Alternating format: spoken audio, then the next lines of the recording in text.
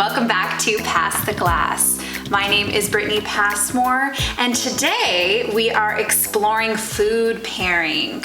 Cooking has quickly become one of the fastest growing activities to do in quarantine. So grab a glass and a slice of that banana bread, and let's start drinking. When it comes to pairing wine with food, we want to first recognize the 6 primary tastes. We've got sweet, salty, spicy, bitter, acid, and fat.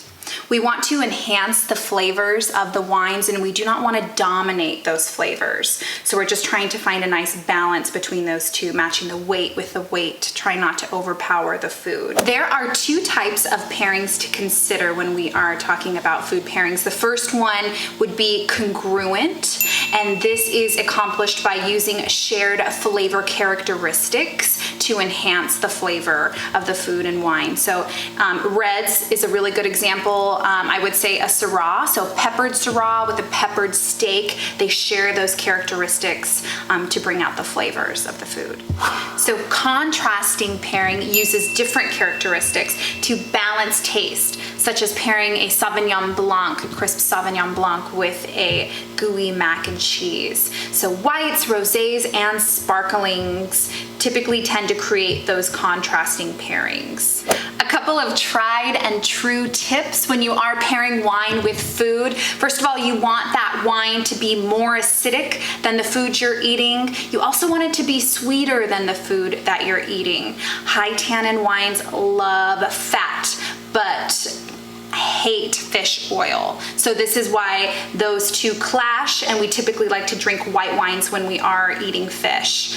Sweeter wines counteract spicy food, so think of a nice big fruity roussan that pairs really well with a spicy pad thai.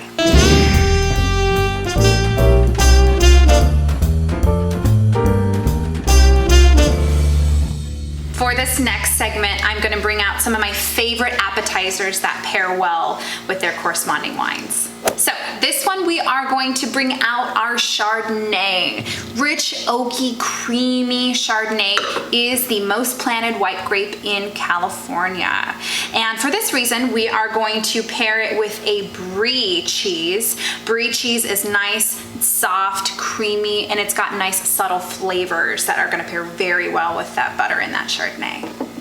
Next up is our rosé, and for those of you that don't know, rosé is made from red grapes through a process called maceration.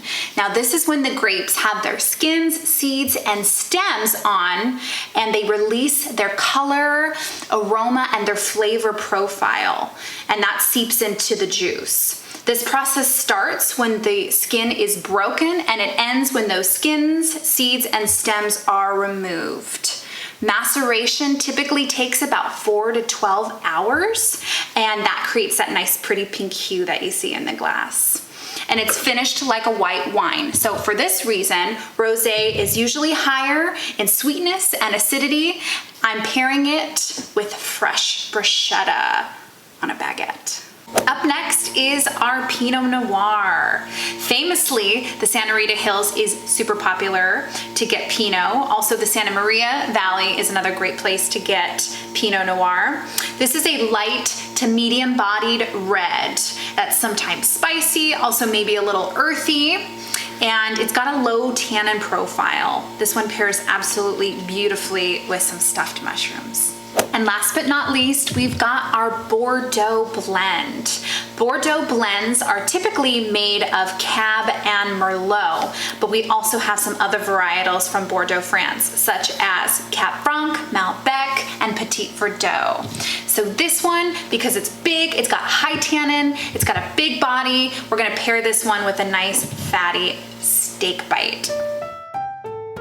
Thank you guys again for tuning in to this quick little episode of Pass the Glass. If you haven't already, check us out on YouTube, Brittney Passmore, Pass the Glass. Like, subscribe, comment if you guys, of course, have any questions, you want to go over any new topics in our next video.